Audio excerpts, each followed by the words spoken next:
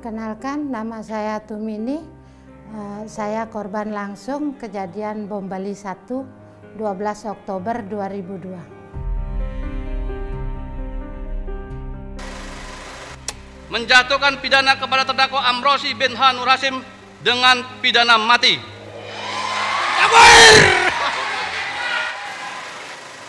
Ini yang membuat adalah Dr. Azhari.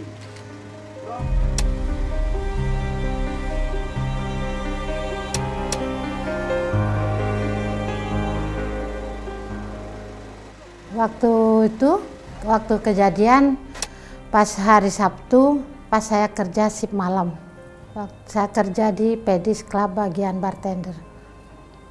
Sebenarnya saya sudah dilarang dengan suami disuruh libur bekerja karena malam minggu disuruh aja anak-anak jalan-jalan. Tapi saya yang membangkang, saya harus kerja karena kalau kita libur mendadak, kadang-kadang kan teman kadang-kadang nggak mau menggantikan.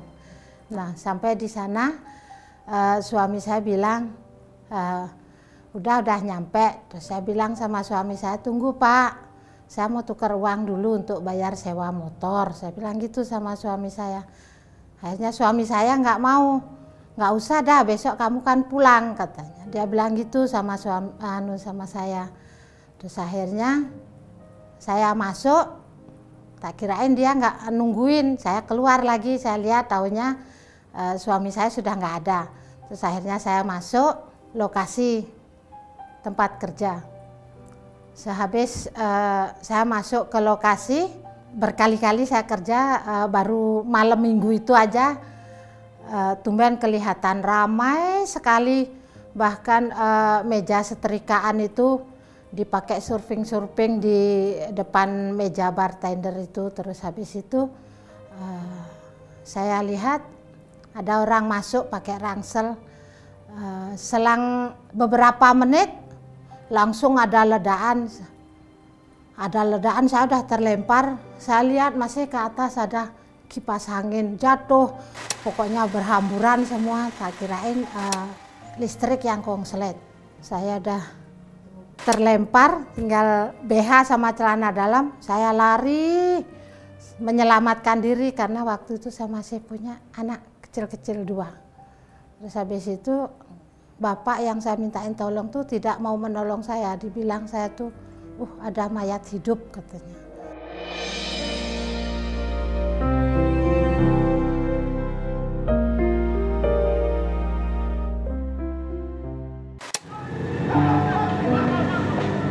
Tidak putus asa juga, saya tetap berlarian sambil memadamkan api di badan.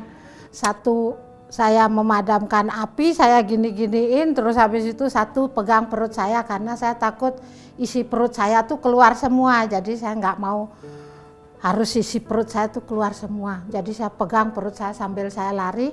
Akhirnya di belakang Pedis tuh ada hotel. Disitulah saya masuk saya ke kolam itu. Api padam, tapi rasa panas timbul semuanya jadi satu. Nah, akhirnya di situ saya ketemu orang kulit putih. Akhirnya saya dibantu, kaosnya dilepas, ngelapin tangan saya. Terus habis itu diambilin kain di pinggir kolam tuh, kain putih. Nah, itu dipakai nyelimutin saya, ada ambulan datang. Akhirnya dipanggillah ambulan itu sama orang bule itu. Dia nganter sampai di Sanglah. Habis nganter langsung nggak tahu dia pergi kemana. Sampai di Sanglah saya tidak ada langsung dirawat karena mungkin karena belakangan saya datang, kita juga nggak tahu. Sampai jam 5:30 pagi baru saya dapat rawatan. Itu pun karena adik saya dengan ipar saya nyari-nyari saya. Disuruh sama suaminya, adik saya tuh bukain mayat yang segitu banyaknya tuh satu persatu sama suaminya. Tapi Tuhan berkata lain, akhirnya saya mendengar suara adik saya. Akhirnya saya angkat tangan. Dek kesini, saya masih hidup ini, saya bilang gitu. Cepat bantu saya udah compang-camping ini, badannya udah hancur, saya bilang begitu. Terus habis itu suaminya marahlah sama dokter tuh, dok kakak saya masih hidup, kenapa nggak dirawat? Dari jam 12 saya nyari sampai pagi ini baru ketemu, kenapa didiemin begitu aja? Terus akhirnya dokternya bilang, jangan emosi Pak, karena karena korban banyak. Sekarang dah Pak dirawat. Akhirnya sedenain lah saya ke dipan perawatan itu, didorong, akhirnya tanpa dibius tanpa apa, langsung saya kayak motong kulit ayam aja, langsung digunting-gunting sampai saya teriak-teriak. Nah akhirnya sudah selesai, sudah semua diperban, leher, terus perut ini belum diapa-apain, cuman dibungkus dengan lakban yang coklat itu sama dokternya. Akhirnya Senin pagi baru dimasukin, itu pun tanpa diperiksa, tanpa apa, langsung aja dimasukin ke ruang operasi, dimasukin begitu aja. Kalau luka bakar saya 45% karena ini sudah mau 20 tahun ya. Alhamdulillah bagus operasinya karena dulu operasinya di Australia. Ini pakai plastik, mukanya pakai plastik, terus habis itu ini diambilin dari kulit paha sini, terus habis itu yang ini kalau muka ada plastik, ini di belakang telinga habis dibongkar juga kemarin untuk karena genderang telinga pecah, diambil serpihannya, jadi kita dibongkar dari belakang kepala sini. Nih. Terus di perut sama ini yang ususnya keluar, di kaki kedua-duanya. Jadi sih kita sekujur tubuh mengalami luka-luka.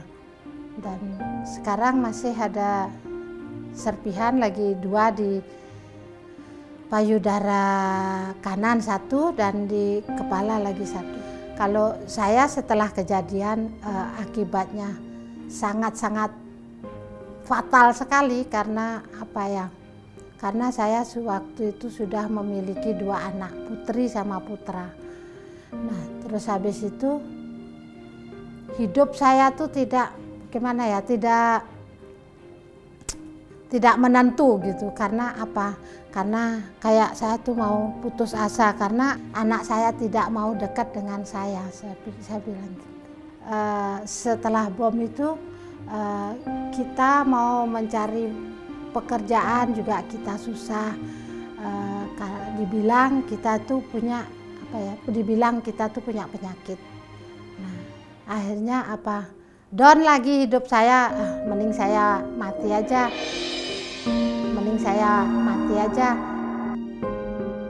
timbang saya masih sehat, masih bernyawa, nggak bekerja untuk anak-anak, masa depan anak-anak apa. Nah akhirnya di situ dah luka saya, luka fisik saya karena apa, saya mencari pekerjaan kemana-mana, ke sana kemari, tetap saya dihina orang karena mungkin orang itu tidak tahu bahwa saya tuh korban. Jadi karena luka ke tangan saya kedua-duanya, ini masih merah kayak kena air hangat, jadi dikira saya punya penyakit gatal atau penyakit kulit gitu.